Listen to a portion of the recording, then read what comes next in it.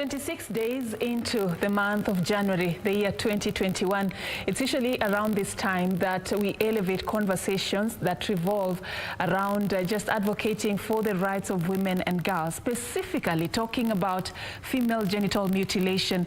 The International Day on Zero Tolerance for FGM is marked annually on the 6th of February, and it is a time for us to just focus on how much ground we have covered with regards to eradicating this vice, both locally and globally, and also looking at who should do what is it that we are missing in this journey, and what else do we need to do as a strategy that can work to end this vice that has denied women and girls opportunities to thrive, opportunities to be empowered, and to, you know, just live life to the fullest. Today, we want to dedicate this program to talk about female genital mutilation, the war against FGM, and what we have achieved so far as a country, just to paint a picture of how bad the situation is. According to the World Health Organization, more than 200 million girls and women alive today have been cut in 30 countries in Africa. Kenya is included in this list of countries, and it is a country that has seen the vice being very predominant in most of the communities around. Studies in the past have shown that over 38% of women aged between 15 and 49 years are reported to have been circumcised. Now, we want to just talk about how bad the situation is today, especially coming at a time when we are in the wake of the COVID-19 pandemic, which, according to experts, have said it has actually created a very perfect environment for some of these practices to thrive. I'm talking about FGM, I'm talking about early marriage. You saw the shocking revelations of the teenage pregnancies the other day. So we want to talk about all that, plus the solutions, and what is your role in this conversation. My name is Safina Ching Oma, and our sign language interpreter is Lensa Odingo. So join us as we kickstart this conversation, and you can also be part of it at KBC Channel 1 and at Safin_Ching. That's my Twitter handle, and Safin Aching on Facebook. Now, joining me to have this very important conversation, it's a panel of experts, people who have been on the front line just advocating for some of these issues. I'll start by introducing the lady sitting on my far left. Her name is Judie Kaberia. Judie is actually an award-winning journalist. Currently, she's the gender media trainer at Journalists for Human Rights, has a very strong passion for human rights and gender issues. She will be unpacking some of this for us in the course of this conversation. And of course, we're also having somebody who is doing something that I wish all other people, the men in the society, would just join this cause. His name is Tony Mwebia, a man who has opted to join the world of women and advocate for the rights of girls and women. He is the founder and executive director of Men and FGM. He's also an award-winning gender equality advocate, a writer, and activist. Thank you so much, Tony and Judy, for joining us.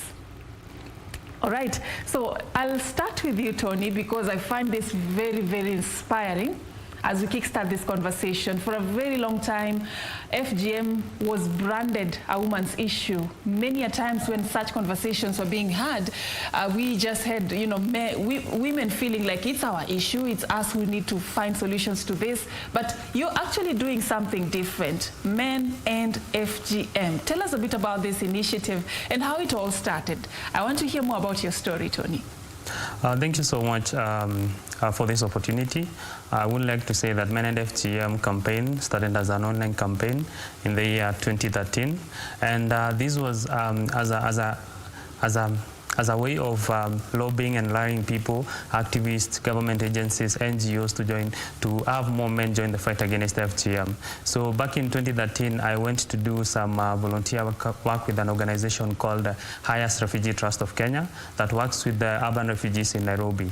And I remember this day that we went to Isili to speak to the urban refugees in the informal settlement of Isili, where we have so many Somalis.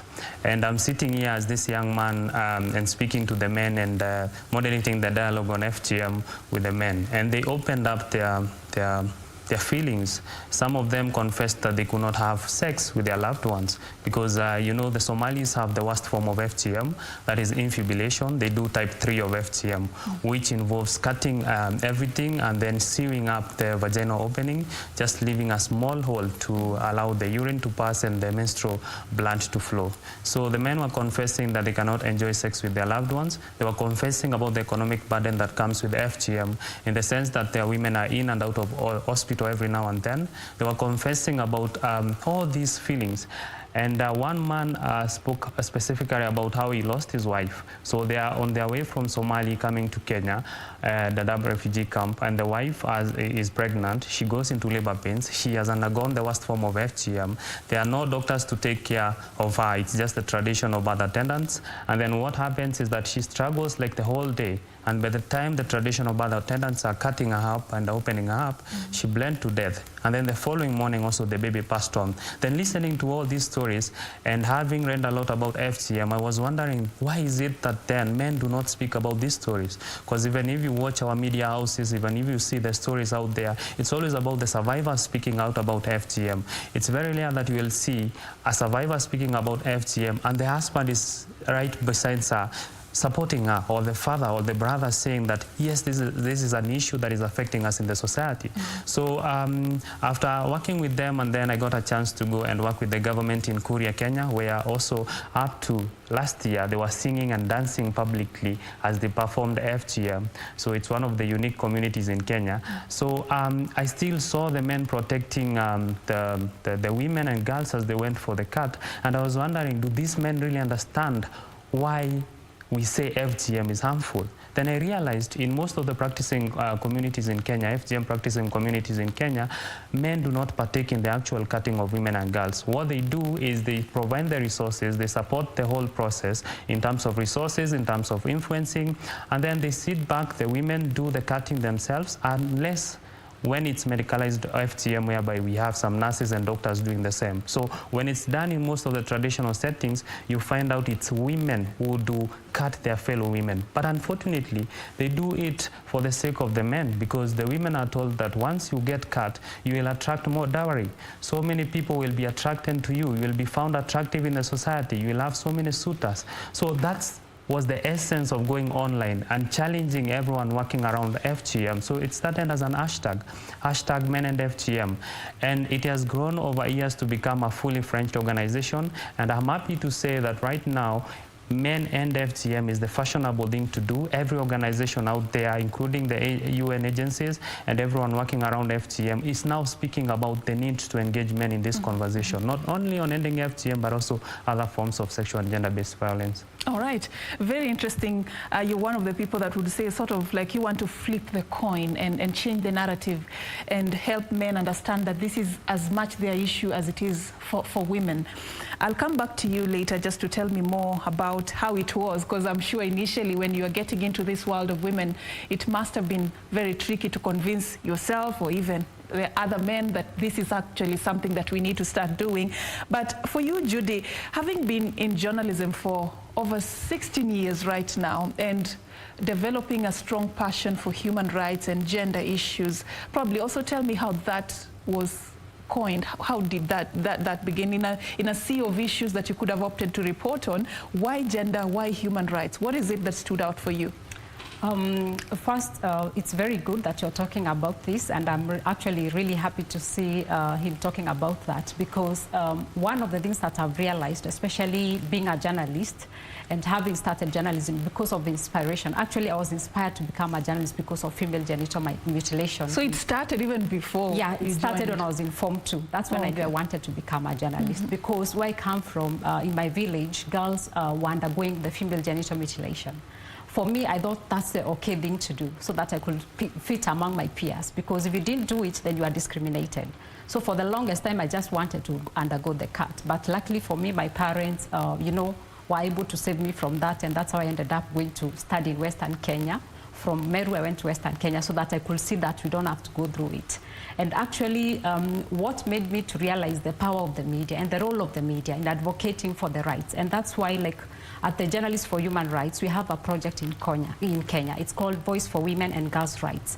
And this 4-year project is supposed to basically empower the girls and children. And empowering the girls and children means that we look at issues affecting women and girls from the human rights perspective. And this narrative cannot be only left to the women, and that's why it's so nice to have men also talking about it. And for as long as we continue demanding for girls' rights, for women's rights, and for as long as we don't involve the men in it, then this is a war that we are going to lose. And so through that process of, you know, having personally interacted within my own community, knowing that this is a dangerous cultural practice that has to happen in the society, I asked myself, then how do I make the other girls where I come from understand that FGM is dangerous for them? And that's when I met a journalist. He was working for a print newspaper, and this guy said that he wanted to interview me. Actually, I didn't even know what is an interview, so I asked what is an interview, but I said whatever it is, you just do it. So he had an interview with me, and then the following day I saw myself on a newspaper talking about female genital mutilation, the way it is dangerous. And so I realized the media has a role to play. And from that time, that's when I decided I can use the voice that I have. And that's why, as journalists, we always have to ask ourselves, how do we use this power that we have? Because when you have the power of the microphone, when you have the power of the pen and the power of the paper, how you use that power to change the societies, to change the communities, really matters a lot. And this is what actually we are really pushing for at the Voice for Women and Girls' Rights. And this is where we want to empower the journalists to be also able to see the story from a different perspective. The same way he saw it, that it cannot be a war that is left to the men only. The journalists also have to see the other side of the story. And for us to see the other side of the story, then we need to be creative. Because this problem is still here. You've given us the figures, 200 million girls underwent the cut in Africa. That's huge. For as long as this problem persists, then it means this story is still alive. This problem is still persists. And so we cannot say the story is tired or the story is boring. Then how do we go about it to breathe the freshness and to breathe that creativity, to make it sound real, to make it actually people understand this is a big issue that we need to address. And this is why we need to work together, because I look at the media as a CSO, you know. The media, we represent the issues of the people. And we are among that society as well. And even us, we have our own personal stories to tell. And these personal stories that we tell through the experiences, where we live, the communities that we come from, the people that we interact with, this is how we can be able to bring out these issues. And we can be able to bring out these issues by trying to see now the story differently. Instead of always going to talk to, you know, the females or the women about female genital mutilation, let us look at the men. Actually, I remember I did a story that I said, we don't have to marry circumcised girls. Masai Morans say. I did that story and I got an award for it. And this is how we need to start looking at these stories, so for us to have impact, for us to be able to change their lives, for us to see that no single girl goes through that cut. Because, in fact, there's a time I also interviewed a group of men who were actually saying, no, we cannot stop FGM, it has to go on. Until they watched a video and saw what happens to the woman who undergoes FGM. That's when they made the turning point. And this is the role now. This is what you should be doing. And so, so capturing the moment, bringing out the information that ought to be passed out there to the relevant communities, this is actually what the media should involve itself in. This is what the media should involve itself in, and it's not just an issue of just reporting or just filling up the space or just winning the award. But whenever a journalist does a story, one thing that we should always ask ourselves, why am I doing this story? Of what benefit? Whenever you realize that there's no benefit, that you're just doing it for the sake of doing it, just leave it. You're just wasting your time. But when you do a story and you ask yourself, why am I doing this story? I'm doing this story so that girls can enjoy their rights to education. It's a fundamental right in our constitution. So female genital mutilation is not just a cultural issue thing. It's not just a harmful practice that we do. Actually, it's a practice that even denies a girl to enjoy her childhood. You can imagine a 9-year-old, an 11-year-old is circumcised. They are blocked from enjoying their childhood. They are blocked from the right of education. Okay, Judie, sorry to cut you short. We'll talk about the impacts, and we want people to understand how bad the situation is. But before we get there, I was, on you, Tony, just to understand a bit about how it was in the initial stages. Changing this narrative is not as easy as we think it is, right? Yes, it isn't. And I would like to say that when I went online the first time, because I said it began on as an online campaign on Twitter, and I went there, I started hashtag Men and FGM back in the year 2013. And I would like to tell you there was a lot of backlash, especially from the renowned activists around FGM. And most of them were women. And to date, we sit down and laugh about it because back then they felt like we were invading their space. It's their space to talk about FGM. It's about women to talk about FGM. I remember one of the international activists asking me, why are you doing this and you don't have the female organ? So why are you even speaking about FGM? I also remember going to a radio station and a man called and asked, are you circumcised, or what is wrong with you? Well, from the community I come from, it's a very big issue. What a coincidence. We come from the same community. I come from Meru community. I didn't know she comes from there. But it's a big issue when a man goes to speak on a vernacular radio station in Meru, and the Meru people are just wondering, what is wrong with this man? So the whole conversation was it was so sensitive at the beginning. Many people did not understand why I was doing this. I was called, then the name started, people were calling me Men and FGM, and then with time it became the fashionable thing to do, and so many people right now are happy about what I do. In 2018, the government recognized me for the online campaign. I was given an award for the best social media campaign in 2018 by Anti-FGM Board, an award that I still hold. Even in 2019, I was one of the national heroes in Mombasa, recognized by the president and the government for breaking the silence and calling the men to join the fight against FGM. So people are slowly accepting the whole conversation. And right now, I'll tell you, we have the national policy on ending FGM that was launched by the president in State House in 2019. One of the key pillars there in that policy, it's engaging men and boys in the fight against FGM. I would like to tell you that if you go and look at the UNFPA UNICEF joint program, the work plan for 2018-2022, part of it, there is a whole part on engaging men and boys. So the conversation is changing. All the organizations are coming in. Back then it was challenging, but always there has to be someone who leads the way. So I'm happy, but I'm not taking the whole credit, but I'm happy to have been part of that conversation, part of the people who changed the narrative.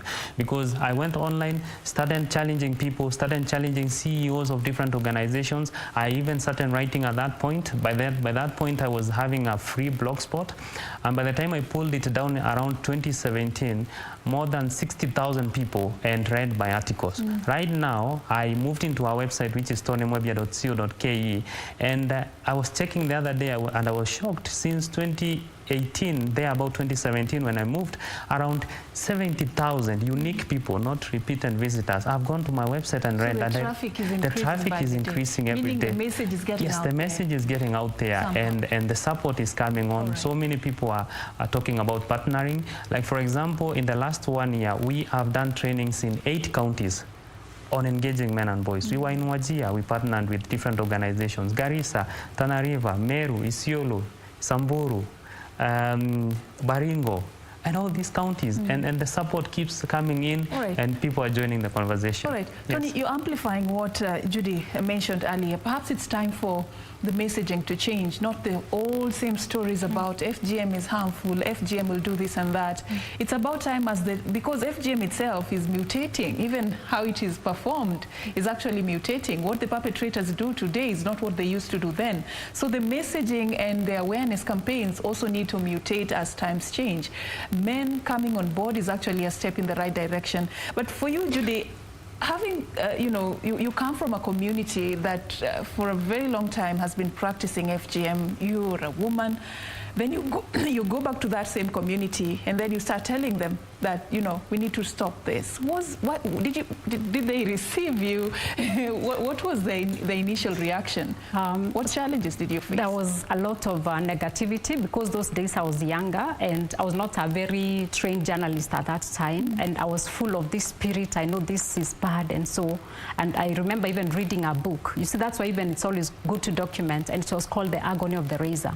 I read that book, and actually it was traumatizing enough, and I was encouraging even girls to read about it. So initially there's a lot of rejection, but it takes time. It takes time for people to start changing. At that time, you know, the statistics were quite high. But, you know, through using the churches, you know, working with the CSOs, working with the government officials, because, again, we have to bring the synergies together. We have to bring the organizations together, because a single organization cannot do it. And I think this is what happens sometimes in this country. There is a lot of, like, sort of competition that I am doing it. But when we come together, the impact is bigger. And coming together with other different organizations. And then when now I became a seasoned journalist, somebody who was trained to do features, in-depth kind of reporting, then I was able to approach the stories differently in an interesting way. And actually, the law alone cannot work. We have very beautiful laws, amazing laws to protect children in this country, to protect the women in this country. But for as long as we don't understand the cultural values of every community and how close they attach it to themselves, then we will be missing the point. And that is why it is also good to work and engage with the community. And engaging with the community starts by, like, you know, involving the men in this conversation and actually doing now those stories, and even CSOs helping out, because like the ones who are doing, working on against female genital mutilation, they also have a role to play. As much as we are calling for creativity from the media, they too have to be creative, just like you're saying. And becoming creative is also for them to understand the kind of challenges that journalists face in this country. Right now, a lot of things happen during COVID-19. A lot of media houses have cut down their budgets. Journalists want to do these stories, but they're not able to access these areas. Like all these stories I did on female genital mutilation, I worked with civil society groups. I would go with them to the field. So sitting down and addressing a press conference is not enough. That is why we need to go to the field. Let us hear the people's voices. Let's hear people talking about it. I remember even a story that I did. An old man who confessed to me when he married a girl who was 8 years old. He was 25 years. And he said, after this girl underwent female genital mutilation, he married her. But when he married her and left her to go and work, he came back and found her playing with other girls. So this is when he started. Yeah, so this is when he realized this is a child. So he decided, okay, let me feed her on goat milk. I give her a lot of meat so that she can look big. Yes, she looked big, but in the mind, she's still a child. But you see, this man over time, because of advocacy, because of awareness, the role that you're playing here at KBC and the rest of the media houses in the country, the message is getting out there. And that is why we should not give up. We should always continue to be persistent.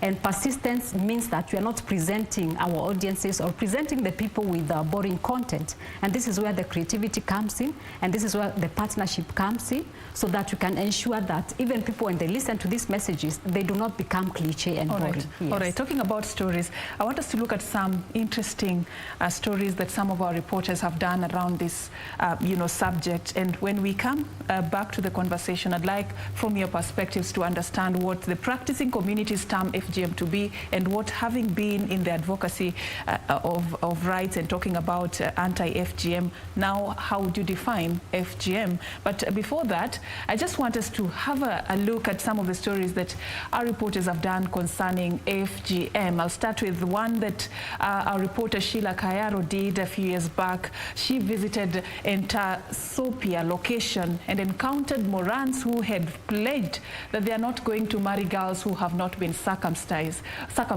What they were saying is that they are actually preserving the culture of their forefathers, and they are going to do all they can to ensure that this culture is passed from one generation to the other, in total disregard of how bad and the dangers of female genital mutilation. Let's just look at this story, and then we come back and have this conversation. At the foot of Kisinande Hills lies Entasopia West location, one of the areas that is gearing towards zero tolerance to female genital mutilation. But a section of these Morans are vowing to uphold and foster their forefathers' culture. For me, I cannot marry a girl who is not cut. I will marry off my small daughter. We ask if they have heard of girls losing their lives due to overbleeding after the cut. FGM does not kill it. It's just bad luck. The Morans, visibly hostile to anti-FGM campaigners. Since we were born, girls were circumcised. Is this the time people are realizing FGM is dangerous? But Lelei Olekanunga is popular in Entasopia for his anti-FGM campaigns. The 28-year-old is the chief of 800 Morans of Ememria exit.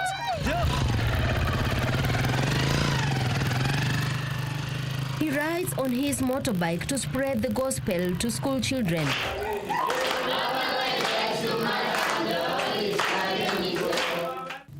A strong believer in education, the strict father of 3 makes impromptu visits to his daughter's school to check on the academic progress. After the visits, he calls for a meeting. He holds Oringa Orok, a traditional scepter, a symbol of power and authority bestowed to him when he graduated to Moranism. As a chief Moran, his responsibility is to foster the tradition of his forefathers.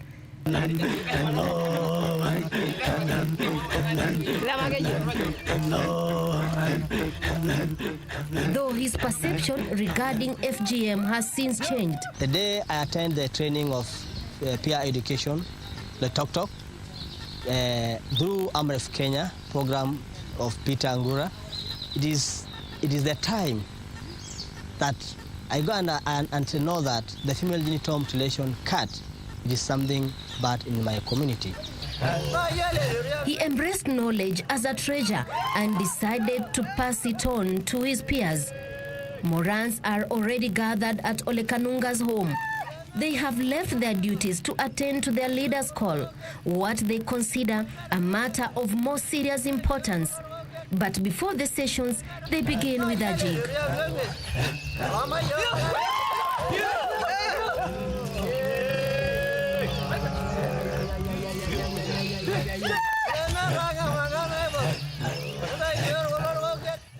After the dance, Olekanunga gathers them under the Olmunguna tree and the lessons begin. They listen keenly, as a student would, to his teacher on the dangers of female genital mutilation.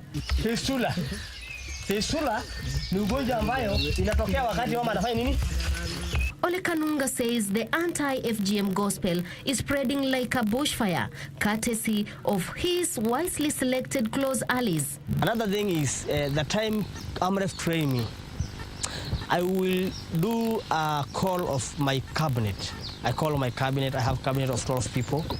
I call them and I told these people, this is the time of change. You must change your community. You must save your girl and you must save your children. The efforts are changing lives. This moment, many girls attend secondary level and many girls attend colleges university level. Though his campaign is bearing fruits, he encounters challenges. I am a Moran's chief, and I'm a person who stands with a culture, with culture. So now Masai see me like I'm against the culture. And ladies say that how Moran come and talk about female genital mutilation, and he's Moran. He's a man. A girl who refuses to undergo the cut risks missing a sweeter, and it is an unforgivable taboo to such a woman. But Olekanunga defied the odds by marrying Elizabeth Naigeru, whose parents opposed attempts to have her undergo the cut. I can't compare the lady who not undergo FGM and the lady who undergo FGM. It is a difference between the lady who undergo FGM and the lady not undergo FGM for intimacy of life or for families. He is also happy that his peers are embracing what they have learned in his class. I have a desire to marry a girl who is not circumcised. I have a fiancée and I'm ready to marry her. The young men are hopeful that through their campaigns, the girl child will not face the horrific experience of the Murunya anymore. The girl child will not be married off early and will not miss a husband due to the fact that she did not undergo the cut, and the girl child will comfortably and peacefully sit in class to mold her future to become a woman of substance. The Maasai Morans of Mwebia age set are now aware of the effects of the retrogressive cultural practice of female genital mutilation.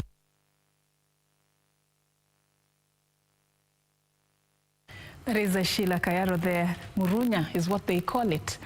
And in the wake of the COVID-19 pandemic, also, our reporter Purity Museo visited the Torioko location in Baringo County to track the progress that has been made in eradicating this vice. She spoke to one Carlos Koikat, the area chief that has vowed to end this vice. Let's also have a look at what she has for us.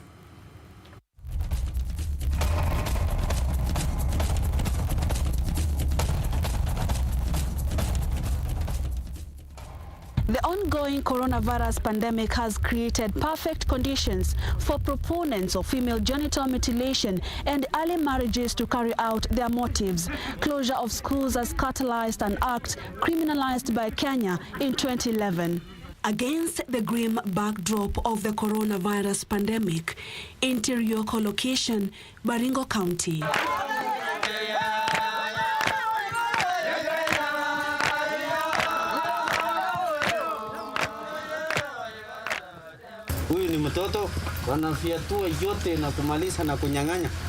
Carlos Koikat, the area chief, is carrying out a mentorship session. The meeting is being held under the shade of a tree in compliance of the social distancing protocol.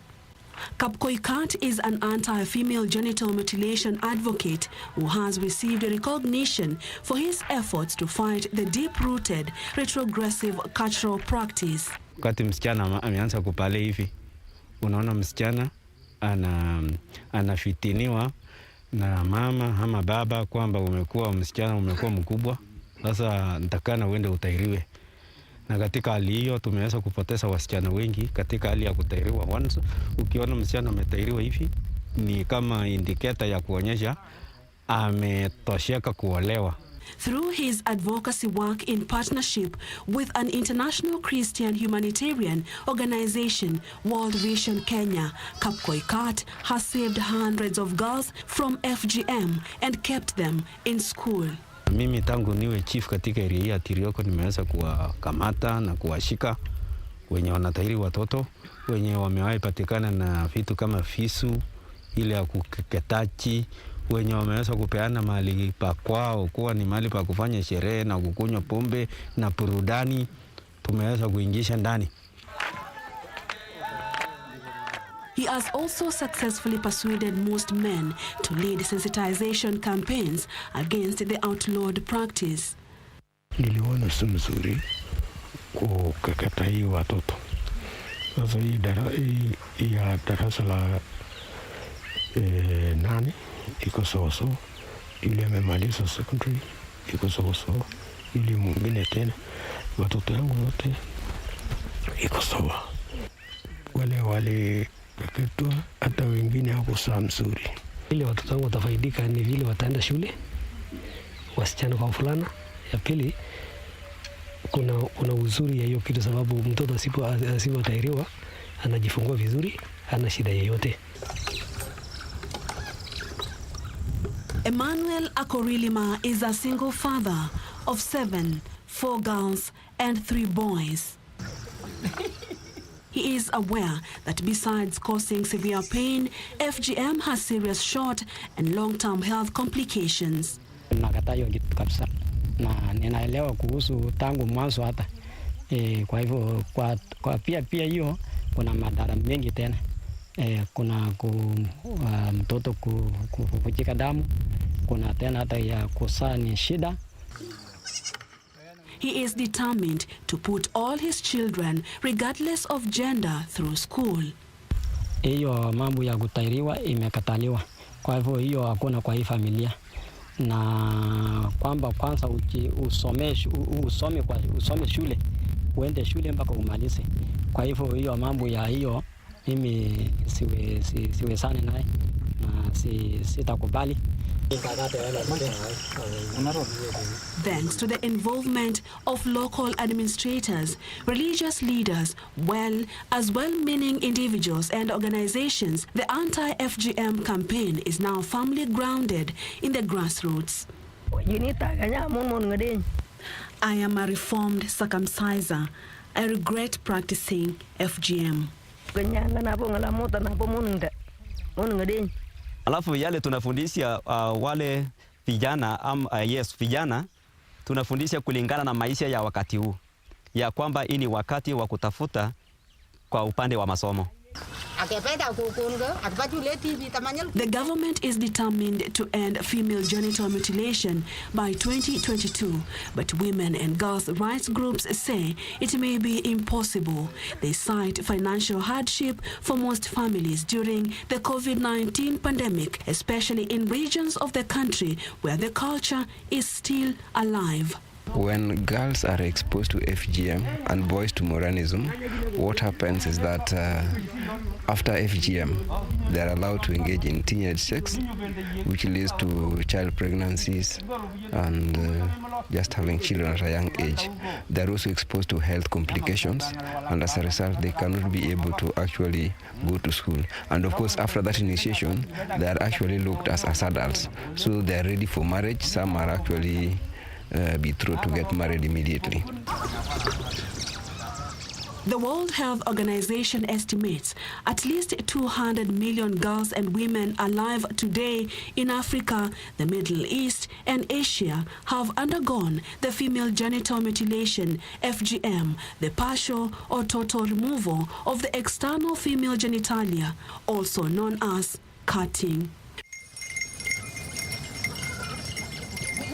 Purity Museo, Channel 1 News, in Tirioko location, Baringo County.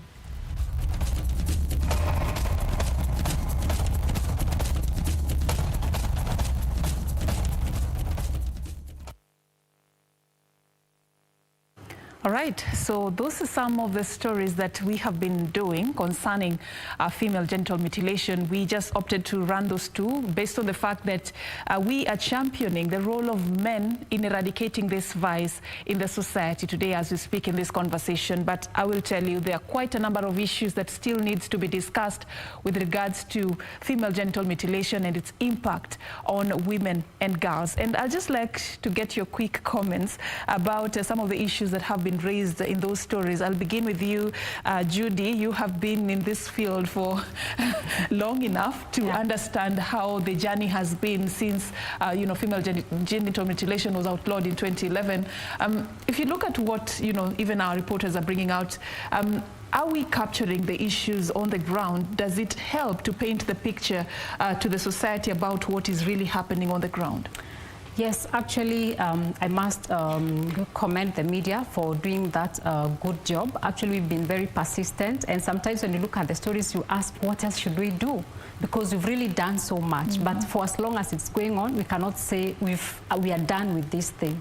So I think one of the worst parts of it is, like for children, you can imagine most of these girls from the age of 9, they're forced to undergo FGM. And, some of them even die. Some of the stories that I covered just recently in Kaberia, where a 13-year-old girl died due to excessive bleeding. And the girl had been buried. Nobody even knew she was dead. Only that the cousin ran away. She's the one who went to inform the authorities that the cousin had died while undergoing the female genital mutilation. But again, to get to the bottom of the story, I was always asking the police, you guys are not doing enough. How comes these things keep on happening? Why have you not put this person behind bars? Then they told me, Madam, every time you're making noise at us, can you come, we go now, we go and get the body of this young girl who died. So I followed the police, and this is now what the media needs to do, to go to where the story is and tell the story from a different perspective. chief. And basically, I narrated the journey, our journey of getting the body of this young girl. So we drove, we used motorbikes until it got to a point where you could no longer use any other means rather than your tools, walking. We walked. I was the most exhausted together with my videographer. So meaning it's the interior part? It's the interior. And when we climbed that hill in the middle of nowhere, looking for the bush after bush, they'd already moved. So also recognizing some of the challenges that different players in the field face is another way of telling the story, probably by telling the story of how the police suffered. And it was raining heavily. And then it was already at night. They didn't have a place to sleep. They had to go back the same day, and they didn't find the body until the following day. So walking the journey with the people that are involved, whether it's a entire judicial service, the judicial process, the investigation process, the prosecution process, it is good for us to start understanding those issues. And through that story, I was able to understand that, yes, sometimes you can push the blame to this one person. Why do they not arrest? And when we got actually to that place, these people had already moved. So it's a matter of moving from place to place looking for them. And through this story, we can be able to show the kind of challenge the frontliners go through. When you go to the side of the prosecution, I had a sit with them. I asked them, how comes these cases, we have chiefs arrested, we have people perpetrating arrested, but how comes we are not able to see convictions as we aspire to see them? Then he tells me, just imagine, the perpetrators are members of your family, and then I'm putting you in court to testify against your mother, to testify against your father.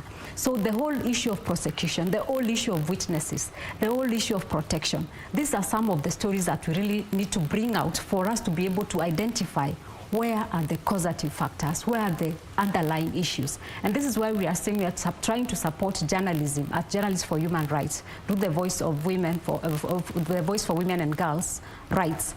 We are trying to ensure that journalists are able to pick out these stories. These small gaps are the ones that actually we can be able to put them together, close them, so for us to be able to achieve that.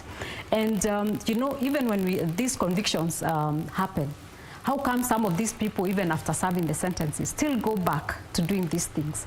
These are the kind of questions that we need to start asking. And the issue of course, tackling the cultural part of it, it's another whole issue together.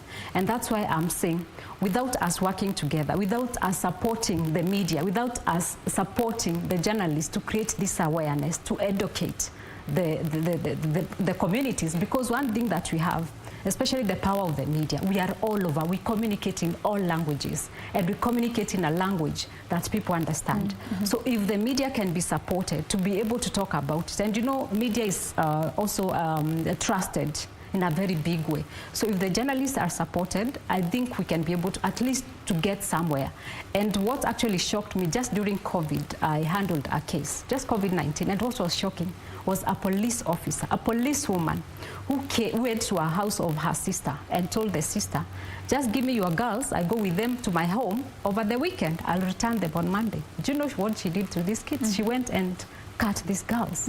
In Nairobi, we are not talking about a remote area, and this is a police officer, and it's happening within the capital of Kenya. So I asked myself, if a police officer can do it, and not doing it in a remote area, she's doing it right in the middle of where all the centers of authority are, then it shows that we still have a lot to do. Because those two girls, it was already too late. When we found them, the girls had already gone through female genital mutilation. Some of the girls are lucky. The parents are able to take them through counseling and take them back to school. But can you imagine the impact of both of these girls the moment they undergo that cut? During that time, they're in isolation. What kind of advice are they given? They have grown into full women. So they're convinced it's okay, now you're mature to become a woman. A woman, you can be somebody's wife, you can be somebody's mother. So even taking this girl back to school, her mind has already been eroded. Judie, I'll come back to you in a bit. But Tony, this practicing communities seems to be holding on to this cultural, you know, practice so dearly. It's like a gem. It's like something that is, any person has to go through for them to qualify and to be recognized as a full member of the society. What do they say it is, and what do you now say it is, having interacted with them? How do you define FGM, and how do they define FGM from their perspective? What are they telling you? Well, FGM is a social norm. It's an harmful cultural practice and a violation of human rights. That's how I would define FGM. But to them, it's a treasured culture, as you said. And as a social norm, it comes up with some reprimands. If you're not able to follow the social norm, then the society has put some measures to ensure that they reinforce and make you do it. So you'll find out some of the women who have not undergone FGM cannot be able to go and fetch water with other women. You'll find out there are abusive names that they are called within the community. These are measures that the community has put in place to ensure that the pressure that is put on these women ensures that they conform to the social norm. So having said that, we need to understand that there is no woman out there, or there is no mother out there who takes their girl to FGM expecting them to suffer. No. Every parent takes their girl for FGM out of love, because to them it's a treasured culture. It's something that will make their girls admired in the society. It's something that will make their girls to get many suitors. It's something that will make their girls to have more dowry paid for them. It's something that will make their girls get someone to marry. Before we start blaming these parents, we need to ensure that we sit them down, make them understand it's an harmful cultural practice. And as we saw on the videos there, for the men are visual. Men are seeing the actual cutting happening, and they like seeing and witnessing what this FGM is all about.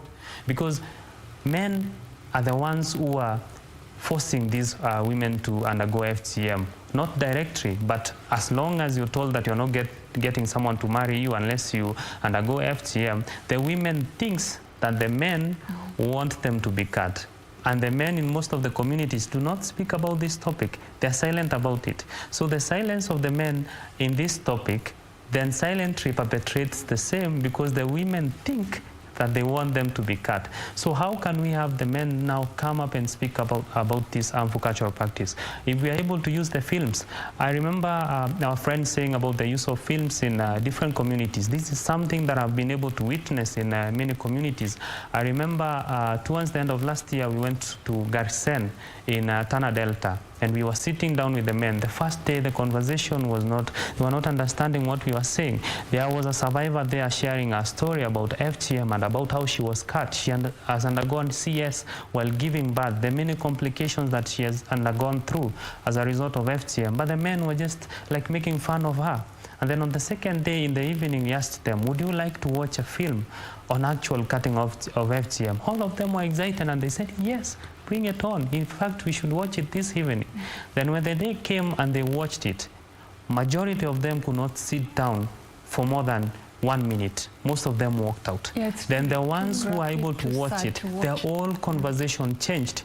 And now they started opening up and saying how they're going to go out there in the communities. We are in representation of more than 5 kings from different communities within that area. And right now I was just following up, and most of them have done more than 3 meetings, communal meetings, apart from their families. So they are out there speaking to the community. They are out there spreading the message because they saw and witnessed what actual cutting entails. So we need to embrace the use of visual materials when it comes to men. We need to make sure that we show them what actual FGM entails. But while doing so, we also need to be careful so that this material does not get out there and also traumatize women who have already undergone FGM. So we need to be very careful, assess the context in which we are going to use these materials. Make sure we use it only for the men, not for women who have already undergone FGM or survivors of FGM, because it's going to traumatize them and make them remember what they went through. If we are able to do this, then we will have as many people joining the conversation, and then the whole narrative is going to change, and we are going to end FGM very soon. But is it easy, Judie, to get these videos, actually getting a clip of how it is done and how bad it is, convincing the community to allow you film such? Is it easy? No, it's not easy. Actually, because he suggests that that's the only way, society can understand the impact and how bad it is. But is it easy to get that information? For a journalist, it's not easy. And that's why we are saying the journalists have to be supported by the people on the ground. And the people on the ground are people like him, the CSOs, are the ones who can help the media. Okay, the media cannot, of course, play it, because of the, you know, the kids are watching and all that. Yeah. But these are some of the clips that can be recorded and played to the communities. Yeah. And I think that the awareness campaigns. Yes. Because I remember even Josephine Kulea was doing the same tactic, and it really helped. The moment you show them what it means, because a lot of people just say female genital mutilation, but people don't understand what is female genital mutilation. So also simplifying the language, whether it's in pictorials, whether it's in cartoon, whether it's illustrations, I think that is the language they understand. Because for sure, we cannot say that we are okay. For as long as it is still happening, then it shows that a lot of work is there. Then what kind of measures do we employ? What kind of new tactics do we employ? What kind of language do we use that these communities that understand? And I think this is where the issue is. And, you know, like I am insisting on, let us work together. Let us work together. Let us have simplified language. For example, if it's Kimeru, the good thing, at least in my community now, it has really gone down. But when it talks about discrimination of people who haven't undergone it, as a young girl growing up, I used to face it a lot, and that's why I really wanted to do it. So also trying to fight some of those, you know, discrimination against people who haven't done them in this community. The stigma that is there. The stigma that is, you're considered an outcast, somebody who does not merit to be part of the community. Even that stigma itself has to be fought, and that is why we are saying we have to look for new nice ways, new innovative ways, new interesting ways of telling the story differently. This alone, Judie, I hear, actually makes some of the girls and the women to actually demand for FGM. I've told you I wanted to undergo it. Because I wanted to be like everybody. The circumstances. I go somewhere, somebody is hiding in the bush. No, even after knowing the effects and the impact. Somebody would be hiding in the bush. At that time, I'm just a young girl in class 7. And I'm just walking. You don't even hear who insults. You just hear, I don't want to say the name in Kimeru, but you just hear a voice from the bushes as you walk. And it was so demeaning. Even if you're going to church, you'll turn and go back. If you're going to the shop, you turn and go back. So a lot of women, and there are a lot of girls, don't want either their children to undergo that form of discrimination and that form of stigma. And that is why actually they demand for it. So by trying to address some of other issues, not just, you know, saying, oh, we have to end FGM and all that, there are so many things that are involved. And that's why we are saying we have to open all these small gaps here and there. We have to interrogate them, bring them to the table, and ask where is the issue, where is the problem. So if we don't identify that, then we are still going to have even police officers as perpetrators, whereas these are supposed to be the people who protect us, whereas these are supposed to be the law enforcers. You just realize because of the cultural mind that is talking about, someone forgets that they have a duty to protect these people, these girls from it, and actually are the ones perpetrating. We are talking about how to fill those gaps in just a bit.